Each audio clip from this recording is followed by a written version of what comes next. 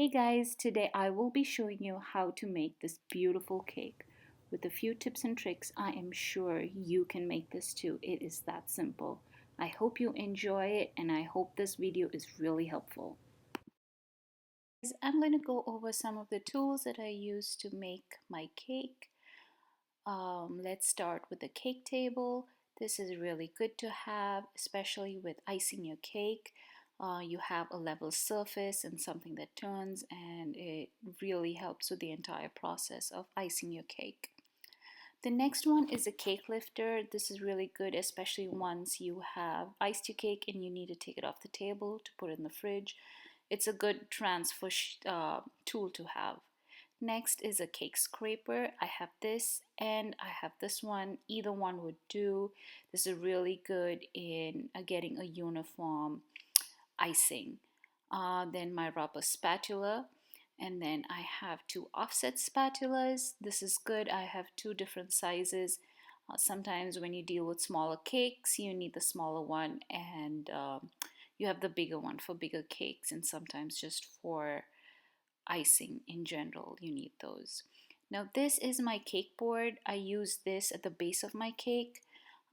For 6-inch, you get it in every size, and then this is really good for even getting sharp edges on the top. We'll talk about more of that later. And then I have my cake discs, which is again a really good tool to have, especially want to get a really level, sharp edge cake, which I can show you in my upcoming videos. The first thing I do is I take double stick tape and I put it at the bottom of my cake board. This cake board is going to be placed on the turntable, and I'm going to build my cake up from there. The reason I do this is to secure my cake board to the turntable so it doesn't move. I always place a small dollop of icing on my cake board.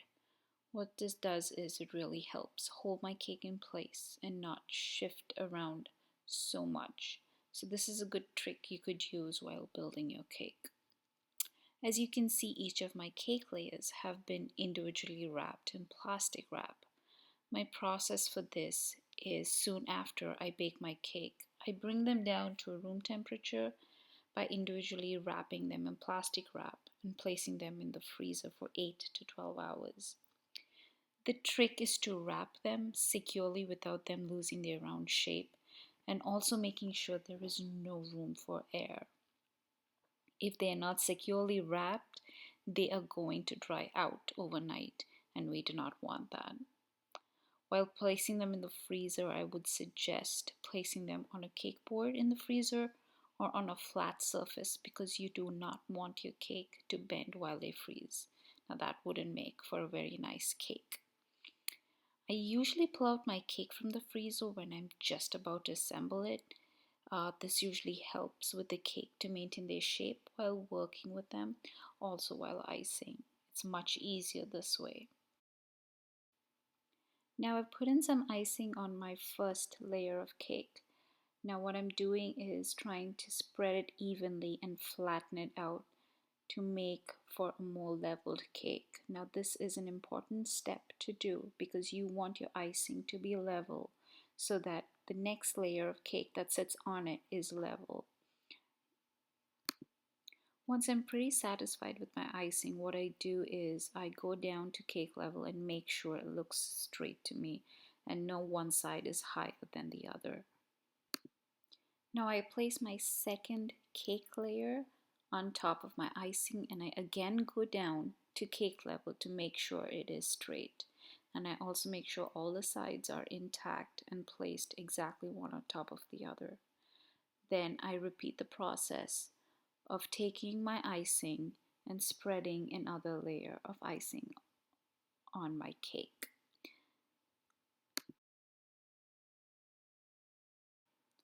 The trick to spreading your icing layer is to put a dollop of icing in the center of your cake and push it from in to out. You don't want to push your icing from out to in, because once you do that, you are going to get crumbs all over your icing layer. So you always want to push it from in to out, making sure you do not carry any crumbs. This way, you are guaranteed not to have any crumbs on your icing. It's time for the final layer to go on my icing. Now what I usually do is I turn the cake upside down and put the most flattest surface on top. The reason I do this is because the top of the cake is generally a little curved. Now I want my top really flat, so the trick is to put it upside down. No one's going to know because it's going to be covered in icing anyway. So I put up a dollop of icing on top of my cake, a generous amount. And once you do this, you use your spatula and then you use your turntable and turn the table around so that you can spread the icing evenly on top of your cake. You want to keep turning your turntable as you use your spatula to get all the excess icing off the top of your cake. What this does is it also pushes all the extra icing to the side of your cake, and this will help in the next process of applying all the icing to your sides, as you can see. Now you want to take your time and apply the icing as generous as possible, covering every inch of the cake. This is going to take some time, but have patience, and once you get this done, the next process would be much simpler. You want to get into every crevice, every crack as possible, covering every inch. This first layer of icing that you place on your cake is called the crumb coat. So what that means is you want to lock in all the crumbs in this first layer of icing so that you get no crumbs on your final layer of icing. So you want to make sure, again, as I said earlier, to cover your entire cake with icing.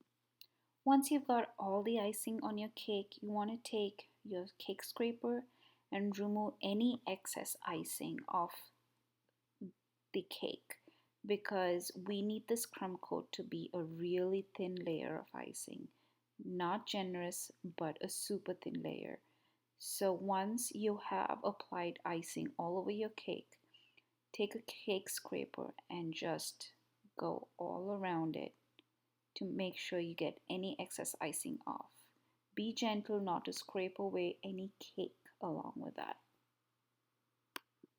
Once you've removed all the excess icing from your crumb coat, what you want to do is take an offset spatula and just go over the top, removing any excess icing that may have formed at the top. What this does is it enables you later to have sharp edges once you put your final icing on.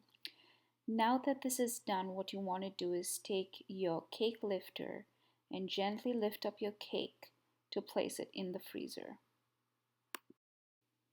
This cake is going to set in the freezer for a good 10 minutes so the crumb coat is all frozen and it's ready for its next layer. Your cake is now finally ready for its final coat of icing. So I take my cake disc, I place it on my cake, I go down to cake level just to make sure it's level and straight, and if it's not, it's fine.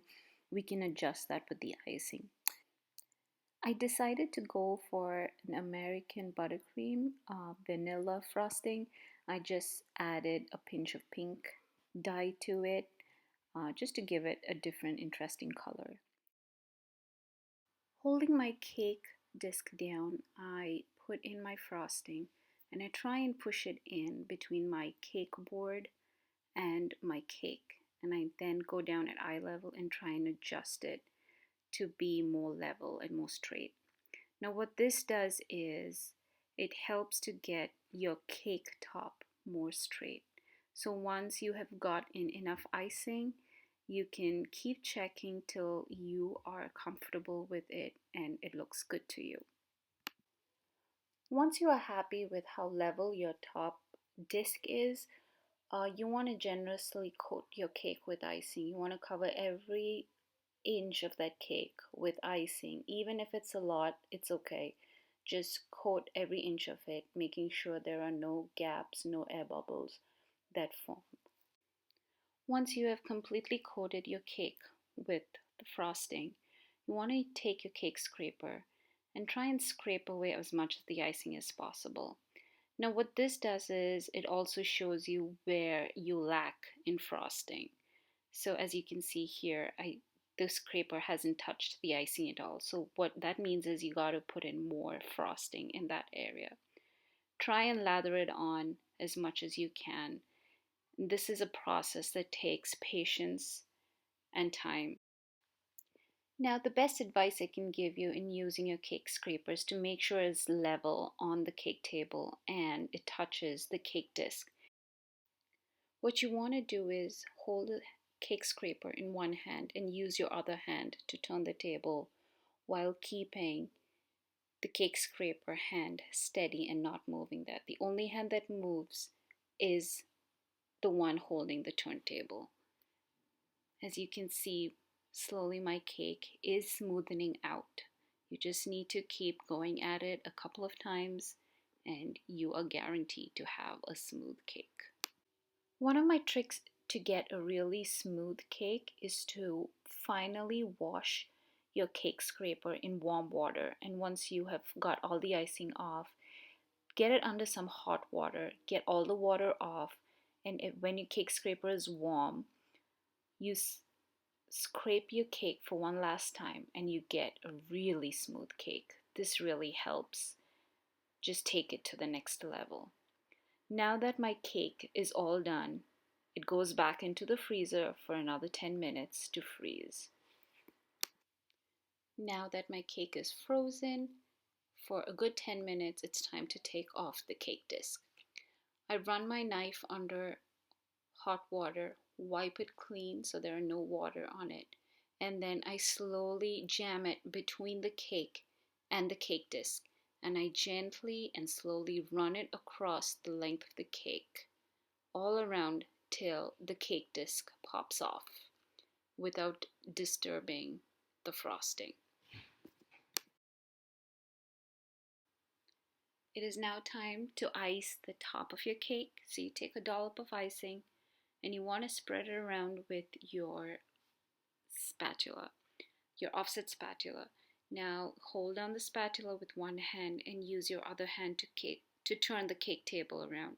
What this does is it spreads the icing more easily and you get a smooth finish.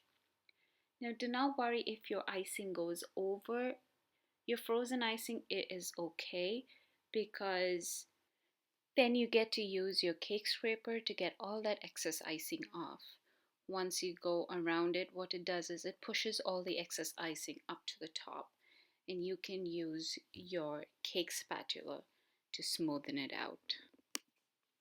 Make sure that every time you use your cake spatula to smoothen the edges off, that way you need to clean it. There should be no frosting on it as it would drag excess frosting on your cake. So every time you get the excess icing off, make sure you clean it with a clean napkin.